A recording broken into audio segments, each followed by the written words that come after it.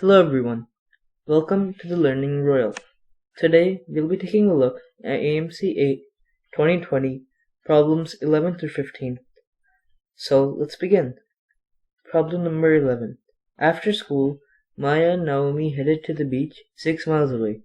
Maya decided to bike while Naomi took a bus. The graph below shows their journeys, indicating the time and distance traveled. What was the difference in miles per hour between Naomi's and Maya's average speeds? Okay, so now let's remember the formula for average speed, which is total distance over total time. So first let's calculate Naomi's average speed. So Naomi's total distance was 6 miles and total time was 10 minutes, which is also 1/6 of an hour. So 6 over 1/6 is equal to 36 miles per hour. Now let's calculate Maya's average speed. So Maya took 30 minutes to cover 6 miles, and 30 minutes is half an hour. So her average speed is 6 over 1/2, which is 12 miles per hour. Now we simply take the difference by subtracting the two values, which is 36 minus 12 equals 24. So E24 is our answer. Next, okay. Problem number 12. For a positive integer n, the factorial notation n factorial represents the product of the integers from n to 1. For example, 6 factorial equals 6 times 5 times 4 times 3 times 2 times 1. What value of n satisfies the following equation? So, and this is the equation, 5 factorial times 9 factorial equals 12 times n factorial. So, now, first let's just try to solve for n factorial. So for that, we'll divide both sides by 12. Now let's and take out the 5 factorial times 9 factorial terms. Not take out, like expand. So that's 9 times 8 times 7 and so on. And 5 times 4 times 3 times and so on. Divided by 12 equals n factorial. Now if you notice, 4 times 3 is 12. And we're dividing the whole thing by 12. So we can just simply cross out these 4 and 3. And take out the 12. So this is our new equation. Now if you notice, we have 9 factorial times 5 times 2 times 1. Well, 5 times 2 times 1 is 10. And 10 times 9 factorial is equal to 10 factorial. So 10 factorial equals n factorial basically now.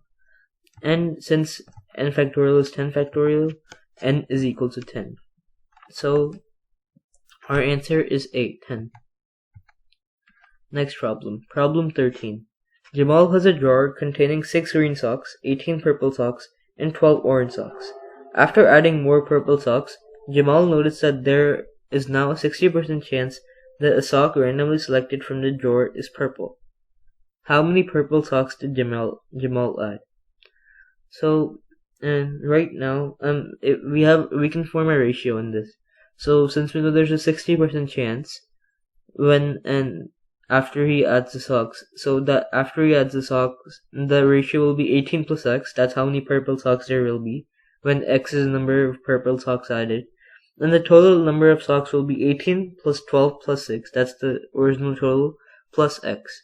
And that's equal to, so 18 plus x over 18 plus 12 plus 6 plus x is equal to 60 over 100 to 6 over 10, same thing.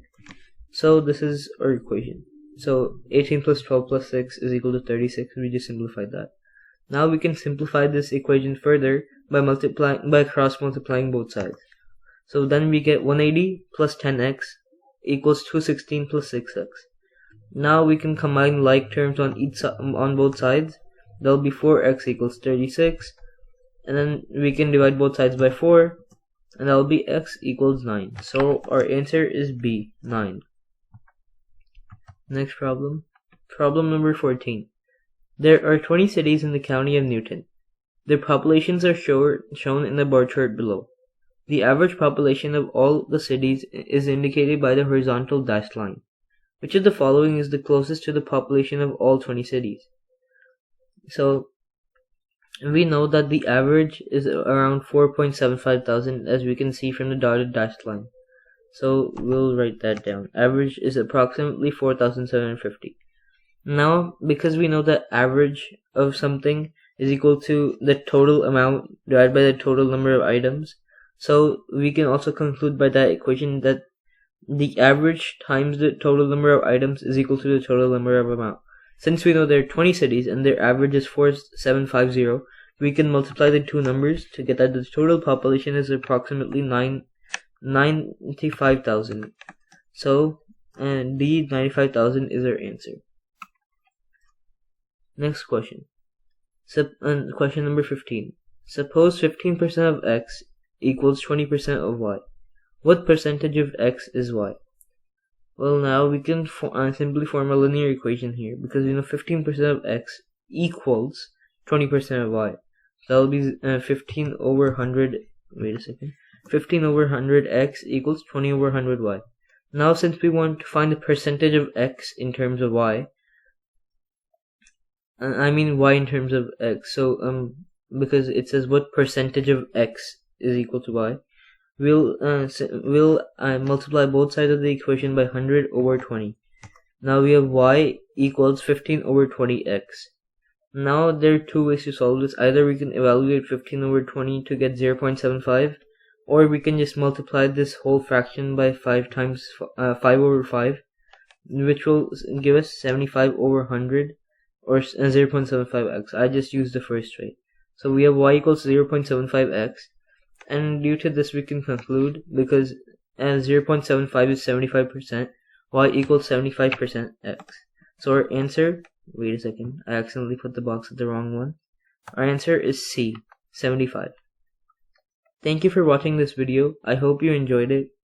Please make sure to like, share, and subscribe. Thank you.